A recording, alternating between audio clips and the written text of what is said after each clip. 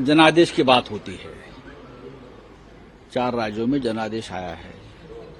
तेलंगाना में अलग जनादेश है, 3 राज्यों में अलग है। बीजेपी को बड़ी जीत मिली है तो जनादेश का स्वागत करना चाहिए, चाहे जनादेश ईवीएम का हो या और कुछ हो।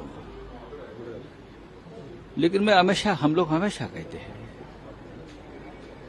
लोगों के मन में शंका होती है हमेशा, ये कैसा मुमकिन हो गया, खास करके मध्य प्रदेश में, छत्तीसगढ़ में।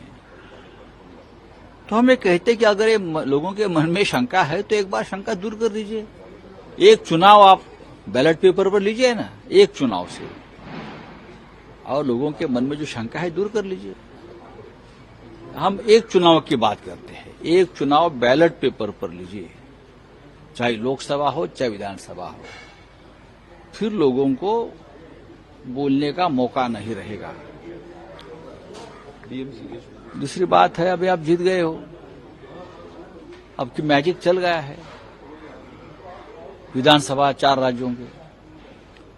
तो मुंबई महानगर पालिका और मुंबई के साथ 14 महानगर पालिका, हाँ, चुनाव लेने की हिम्मत करिए ना, चाहे ईवीएम पर लीजिए, हम तैयार हैं।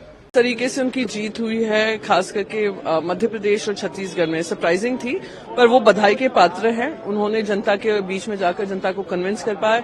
नरेंद्र मोदी जी खुद वहां पर चुनाव प्रचार कर रहे थे, कोई चुनावी चेहरा नहीं था, सीएम का चेहरा नहीं था, तो जनता ने उन पर विश्वास जताया, इसमें कोई दो राय नहीं है। साथ ही साथ यही कहूंगी कि जो भी रिजल्ट आते हैं, 2018 के रिजल्ट देख लीजिए, वो लोकसभा में कन्वर्ट नहीं होते हैं। जनता इंडिया के मुद्दों पर वोट करती है, तो हम बहुत कॉन्फिडेंट हैं कि आने वाले समय में हम लोग फिर से इंडिया अलायंस एक साथ मिलकर एजेंडा तैयार करेगा, सीट शेयरिंग की चर्चा होगा और कैंपेनिंग की तैयारी करेंगे। और आज विंटर सेशन का पहला दिन है, प्रधानमंत्री ने कहा है कि सबको सदन में चर्चा, हर मुद्दे पर चर्चा की जाए। अच्छी बात है, तो मैं उम्मीद करती हूं, क्योंकि पार्लियामेंट में बार बार कहते हैं कि नेगेटिविटी विपक्ष लाता है, तो क्योंकि प्रधानमंत्री नरेंद्र मोदी जी ज्यादा पार्लियामेंट में आते नहीं हैं, most of the time absent रहते हैं, उनको पता नहीं होगा कि उन्हीं के सांसद हैं जो ट्रेजरी बेंचेस में काम नहीं होने देते हैं।